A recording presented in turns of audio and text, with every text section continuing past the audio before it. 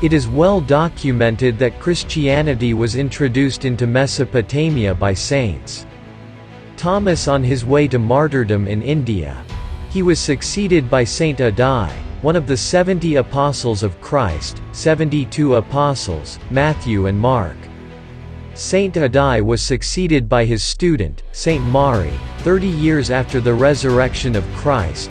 Chronicles of Eastern Patriarch, see Seps. When Christianity entered Beth Nahrain, Mesopotamia, Chaldean cultural traditions were prevailing, whose fundamentals were laid out by figures like Kidinu, Nabu Ramani, Sidinu, and Burhusha Barasis, in addition to schools of Chaldean scribes, Igor Dakir, Sin-Liki Unini, Akatu, and Kunzu. Nevertheless, the name Chaldean was misrepresented during the Achaemenid era to undermine their national spirit, especially during the uprising era of 522 to 482 BC. At the time, there were so many infamous allegations associated with that name, which made the newly converted Christians turn away from it as it was linked in pagan periods with tyranny and sin, Old Testament. Hence, they replaced it with the name Syriac Syriai, which means Christians. Syriai is thought to have been driven from Syria after the mythical Syrian king Sorus. Yet, other linguistic, geopolitical, and suggestive viewpoints have a bearing on that premise. By giving up the ancient national name Chaldee and adopting the spiritual international name Syriai, Mesopotamian Christians broke with their past paganism. If we examine the chronology of Christianity in Iraq, we would find out that the first major Mesopotamian church was built in Babylon, Salaxalusha, in the House of Idols, the pagan temple of King Pharautas. That church was built by Saint Mari in the shape of a big hut. The site with the church was given the name Kuki, after the hut-like design. Due to its esteemed status, Saint Mari instructed that only church heads are to be ordained there. Rafael Babu Ishaq confirmed this in his book, History of the Iraqi Christians. Afterward, Saint Mari built a second church in Kuni Monastery, also known as Mari Monastery, south of Baghdad. Kuni was either a noblewoman from the ruling dynasty or Faratz's sister who embraced Christianity, Hamawi history. As the second church, Kuni had the same prominence as the first. Saint Mari was buried there, al-Tanbi wa al-Ashraf. Author of Seps, Mari Bar Sulayman, mentions in passing that Dawarda was the second church built by Saint Mari. A third was built near Wasitkit, Maljam, in the Babylon region, whose ruins are still standing. The most distinguished see of the Eastern Church was Karkina of Mishan Kingdom, 127 BC. It survived until AD 187 or AD 225, the last Chaldean kingdom in Beth Nahrain, founded by Yusuf bar Sagid Odonak. However, the first Catholic Patriarch see of the Eastern Church was in Kuki, wherein ecclesiastical gatherings were held in Seleucia like St. Isaac's in AD 410. Some sources consider Kashgar, modern Ka'at Sikar, see the oldest. The first Archbishop of the Eastern See was ordained during a meeting of patriarchs in Seleucia, Chronicles of Eastern Patriarchs c. In that meeting, ecclesiastical laws were also enacted. One law article decreed naming Kashgar's archbishop first see guardian.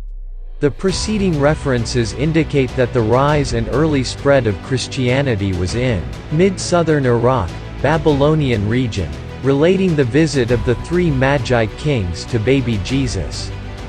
The Bible's account states that they were wise men of the East and those Easterners were astrologists. At this point, the rhetorical question to be posed in this regard is, who else other than Chaldean scientists were keen observers of the sky and stars and famed in astronomy?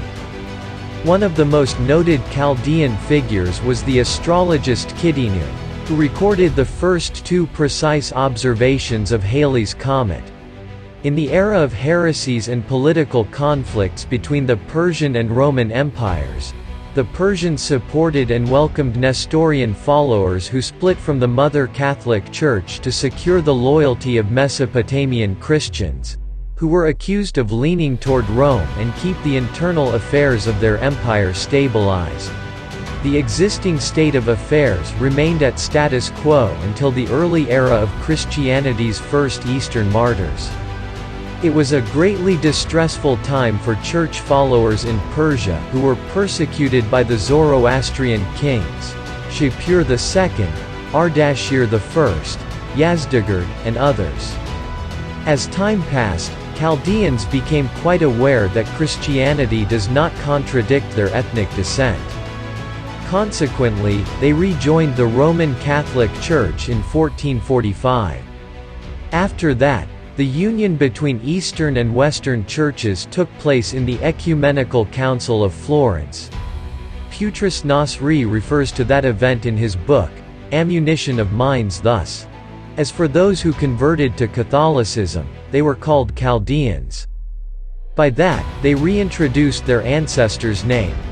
Thus, it was not Pontiff Eugene IV, who called the returning Syriac Nestorians as Chaldeans.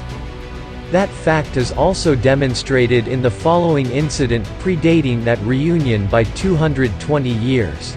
Cyprus became a refuge to a large number of Christians who fled war zones. In Nicosia, there was a Nestorian refugee camp administered by the Tartus archbishop. In 1222, Pope Honorius III sent letters to Jerusalem's patriarch and Caesarea's and Bethlehem's bishops.